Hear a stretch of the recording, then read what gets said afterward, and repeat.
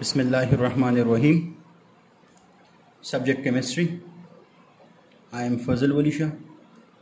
Today the topic is the structure of alkane part 2. So structure of alkane हमने start किया था.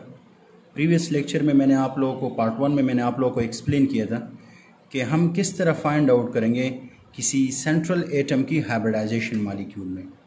क्योंकि जब तक आप लोग किसी molecule में उसकी सेंट्रल एटम की हाइब्रिडाइजेशन मालूम नहीं कर देंगे उस वक्त तक आप लोग किसी मॉलिक्यूल के सेंट्रल एटम या किसी मॉलिक्यूल के स्ट्रक्चर के बारे में आप लोग कंफर्म नहीं कर सकते।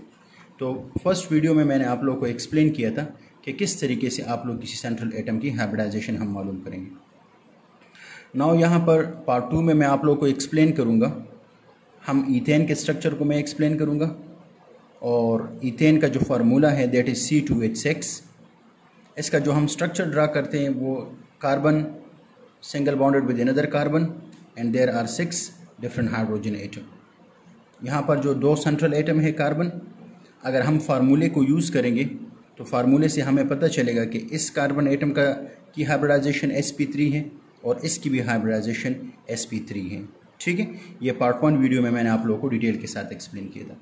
नाउ इस मॉलिक्यूल की स्ट्रक्चर को एक्सप्लेन करने से पहले मैं आप लोगों को थोड़ा सी हाइब्रिडाइजेशन की डिफिनीशन के बारे में बताता हूँ कि व्हाट इज़ हाइब्रिडाइजेशन। हाइब्रिडाइजेशन क्या है? इसमें एटॉमिक ऑर्बिटल्स जिनकी डिफरेंट शेप होती है और डिफरेंट एनर्जी होती है वो मिक्स हो जाते हैं और as a result hybrid orbital बना लेते हैं। उनकी एनर्जी सेम होती है और उनके शेप भी सेम होते हैं। ये मैं आप लोगों को आगे एक्सप्लेन कर रहा हूँ कि hybridization, what is hybridisation.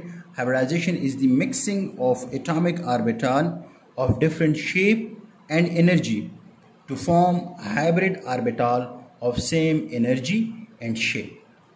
Now यहाँ पर हम एग्जाम्पल लेंगे इस मॉलिक्यूल का, तो इसी मॉलिक्यूल में मैं आप लोगों को हाइब्रिडाइजेशन एक्सप्लेन करता हूँ।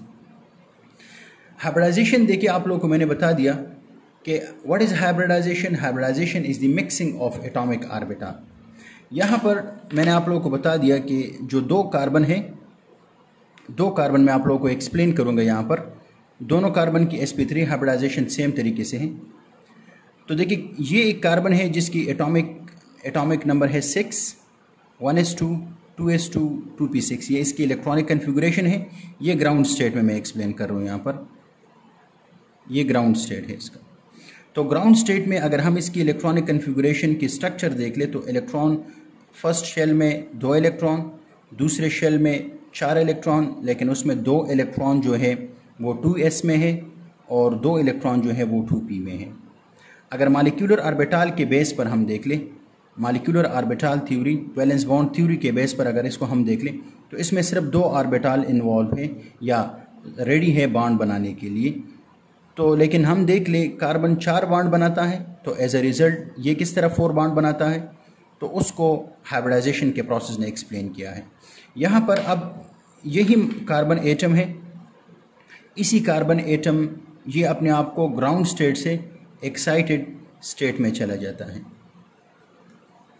एक्साइटेड स्टेट में किस तरह चला जाता है कि ये अपना ये जो 2s है, याद रखें s जो ऑर्बिटल है उसके शेप, s ऑर्बिटल का शेप इस तरह होता है। ये है px, this is py and this is pz।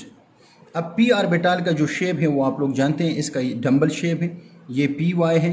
ठीक है, तो सब में इस तरह परपेंडिकुलर ड्रा करूँ, लेकिन ये अपने अपने एक्सिस में होते हैं, x axis, y axis and z axis. तो px, py और pz। ठीक है, तो ये इस तरह के p ऑर्बिटल होते हैं। तो देखिए हाइब्रिडाइजेशन क्या है, आप लोगों को मैंने बता दिया कि एनर्जी, एटॉमिक ऑर्बिटल इसमें मिक्स होते हैं डिफरेंट एनर्जी के। देखिए ये हाइब्रिडाइजेशन की डिफिनीशन है कि एटॉमिक ऑर्बिटल डिफरेंट शेप्स होते हैं और उनकी डिफरेंट एनर्जी होती है। अब यहाँ पर एटॉमिक ऑर्बिटल है, s का शेप ये है जबकि p का शेप ये है। लेकिन जब कार्बन एक्साइटेड स्टेट में चला जाता है, एक्साइटेड स्टेट इस तरह कि इसकी ps का ऑर्बिटल मिक्स हो जाते हैं p के साथ। तो देखिए 2p1 मीन्स इस 2ps, सॉरी यहाँ पर ये s है,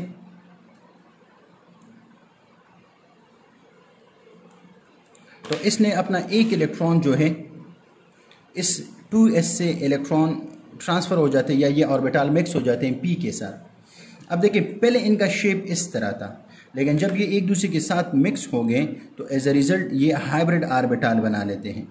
अब ये इन्होंने जो हाइब्रिड ऑर्बिटल बना लिए उनकी शेप इस तरह होंगे जो मैं बना रहा हूँ, इनकी शेप इस तरह हो जाते हैं। मैं एक ये sp3, अच्छा अब इसको हम sp3 ऑर्बिटल क्यों कहते हैं? क्योंकि देखिए इसमें एक s और 3 p ऑर्बिटल है, s 1 2 3। तो देखिए ये s px py pz, तो इसमें एक s और 3 p ऑर्बिटल इसमें मिक्स हुए हैं, तो as a result sp3 hybridise हुआ है। तो देखिए ईथेन में हमारे साथ ईथेन जो मॉलिक्यूल है इसमें हमारे साथ 2 कार्बन है, तो 2 कार्बन यहाँ पर मैंने 2 कार्बन बनाए हुए क्योंकि दोनों में sp3 हाइब्रिडाइज हुआ है। तो देखिए एक कार्बन इसके साथ 4 sp3 हाइब्रिड ऑर्बिटल हैं, तो देख sp3 sp3 sp3 and sp3, ये 4 ऑर्बिटल हैं और हर एक के साथ एक एक इलेक्ट्रॉन मौजूद है। इस ऑर्बिटल के साथ इलेक्ट्रॉन, इसके साथ और इसके साथ। सिमिलरली ये दूसरा, इसमें sp3 sp3 sp3 और sp3 सब के साथ एक एक इलेक्ट्रॉन मौजूद है। ये 2 कार्बन है यहाँ पर, ठीक है, दोनों की मैंने। अब जब इन्होंने इस तरह की हाइब्रिडाइजेशन कर लिए तो अब हाइब्रिडाइजेशन के बाद यही एक कार्बन दूसरा कार्बन ये स्ट्रक्चर बनाते हैं और एज अ रिज़ल्ट ये क्या करते हैं, इस तरह का ये स्ट्रक्चर बना लेते हैं। तो कार्बन का एक sp3 दूसरे sp3 के साथ लीनियरली इस तरह ओवरलैप हो जाते हैं और ये एक सिग्मा बॉन्ड बना लेते हैं। अब सिग्मा बॉन्ड बनाने के बाद मैंने ये सिर्फ बना लिया ये वाला बॉन्ड, लेकिन अब भी कार्बन के साथ 1 2 3 1 2 3 3 कार्बन इसमें यहाँ पर मौजूद है, 3 ऑर्बिटल अब भी इसके साथ sp3 मौजूद है। तो क्या होता है, यहाँ पर एक हाइड्रोजन इलेक्ट्रॉन एटम इसके साथ इस तरह बॉन्ड बना लेता है, लीनियरली ओवरलैप हो जाते हैं। यहाँ पर एक हाइड्रोजन, यहाँ पर एक हाइड्रोजन, यहाँ पर एक हाइड्रोजन, यहाँ पर और एक हाइड्रोजन, ये सारे ऑर्बिटल sp3 sp3 sp3 जितने भी इस कार्बन एटम के साथ ऑर्बिटल हैं हाइब्रिड ऑर्बिट, ये सारे sp3 हैं, ठीक है। तो एज अ रिजल्ट ईथेन का ये स्ट्रक्चर बन जाएगा। यहाँ ये जिस तरह स्ट्रक्चर मैंने बनाया, लेकिन याद रखें जब भी कोई भी मॉलिक्यूल sp3 हाइब्रिडाइज होगा तो उसकी जो बॉन्ड एंगल बनेगा वो हमेशा 109.5 डिग्री होगा। तो इस मॉलिक्यूल में जितने भी एंगल्स हैं, ये वाले जितने भी एंगल होंगे, ये सारे एंगल जो होंगे वो 109.5 डिग्री के होंगे, ठीक है, और इसी में वो मॉलिक्यूल स्टेबल होगा।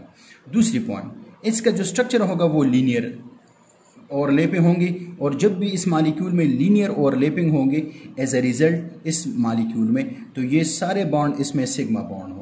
यहाँ पर लीनियर ओवरलैप, सारे लीनियर ओवरलैप हुए हैं, तो जितने भी लीनियर ओवरलैप जहाँ पर भी हुए हैं तो एज अ रिजल्ट इस मॉलिक्यूल में सारे सिग्मा बॉन्ड होंगे, ठीक है।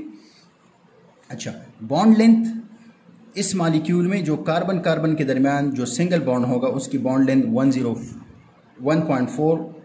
1.54 एंगस्ट्रॉन है, जबकि कार्बन और हाइड्रोजन के दरमियान जो बॉन्ड है दैट इज़ 1.09 एंगस्ट्रॉन है। इस मॉलिक्यूल की जो ज्योमेट्री होगी, इसकी जो ज्योमेट्री है दैट इज़ टेट्राहेड्रल ज्योमेट्री है, और टेट्राहेड्रल का ये स्ट्रक्चर है, ठीक है। Thank you. तो ये नेक्स्ट वीडियो में मैं आप लोग को इंशाल्लाह एक्सप्लेन करूँगा। पार्ट 3 की तरफ फिर हम जाएंगे, उसमें आप लोगों को मैं जो साइक्लो अल्केन है उसकी स्ट्रक्चर में एक्सप्लेन करूँगा। थैंक यू, दुआओं में याद रखें। अल्लाह हाफिज़।